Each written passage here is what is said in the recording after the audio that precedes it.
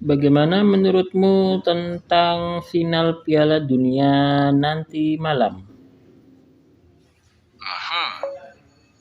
Kalau menurutku ini final yang sangat seimbang. Secara permainan sebenarnya Spanyol sedikit unggul di penguasaan bola.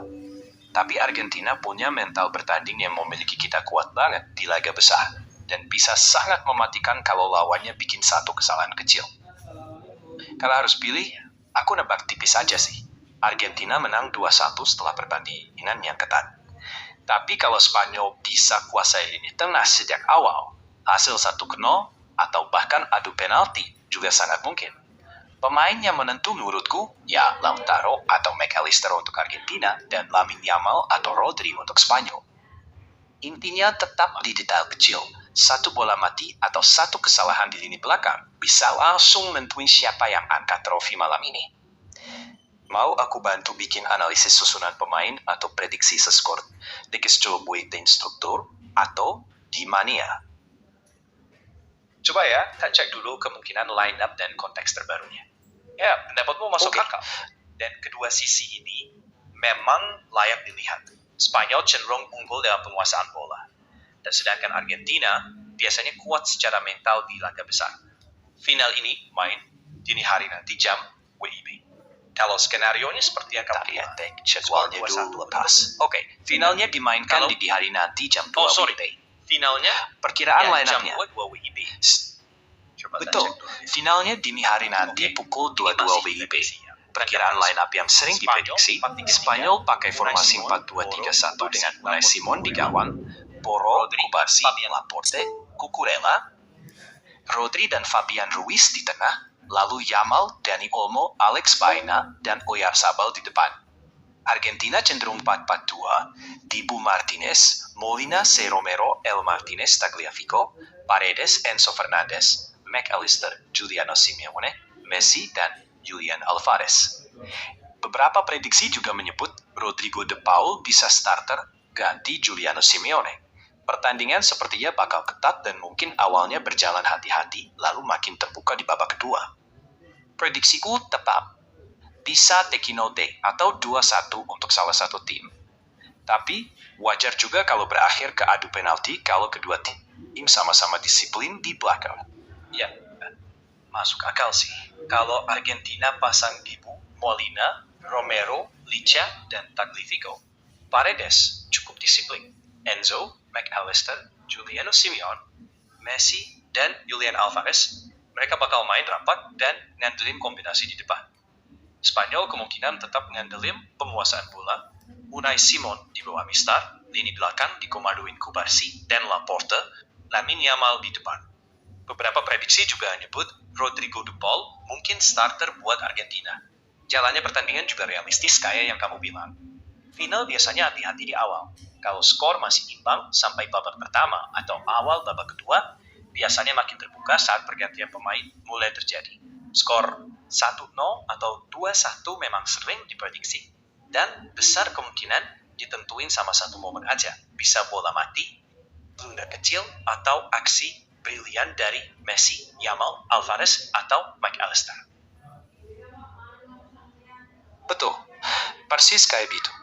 Kalau kedua tim main kotrapi dan pinkop-pinkoppernya lagi on fire, bisa banget pertandingan ditentuin sama satu aksi aja. Uzabulo bola mati, blunder kecil, atau momen ajaib dari Lamine Yamal atau Alex Alvarez, Yamal atau Propik McAllister. Mungkin siapapun yang lebih tenang di 15 menit terakhir. 15 menit terakhir bakal punya keuntungan besar. Kamu lebih melihat film final ini bakal mengarah ke duel taktik lini tengah, atau malah jadi laga terbuka yang saling serang setelah gol pertama? Coba kita cek dulu ya. Menurutku, lebih mungkin awalnya duel taktis di lini tengah, baru bisa terbuka setelah gol pertama. 20-30 menit awal, Spanyol coba kontrol bola lewat Rodri dan Fabian Ruiz. Sementara Argentina cenderung rapat dulu dan cari momen lewat Messi, Julian Alvarez, atau McAllister. Kalau Spanyol cetak gol duluan, laga bisa jauh lebih terbuka karena Argentina bakal naikkan garis pertahanan. Tapi saya setuju sama poin kamu, 15 menit terakhir biasanya paling nentuin.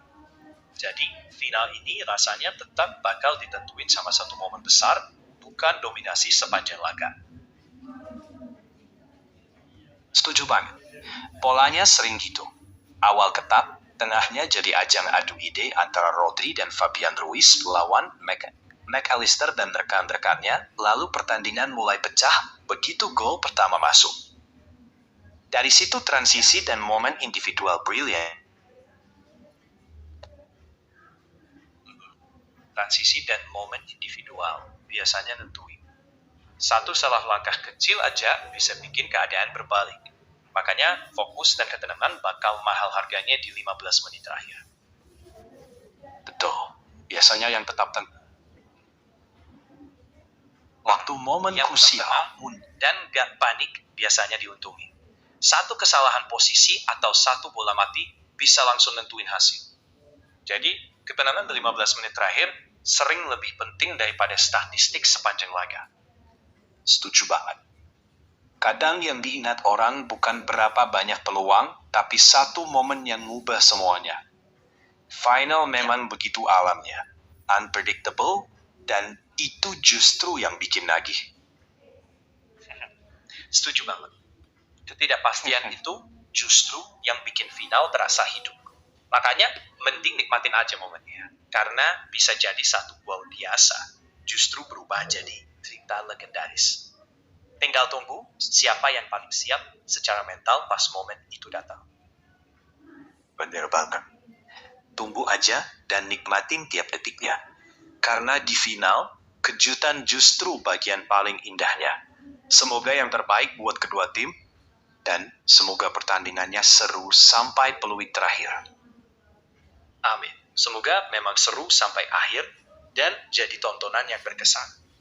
Nikmatin aja tiap momennya, tanpa tegang berlebih. Sip, setuju. Nikmatin aja momennya. Siapa tahu kita lagi nonton calon legenda lahir malam ini. Tuh, bisa jadi begitu.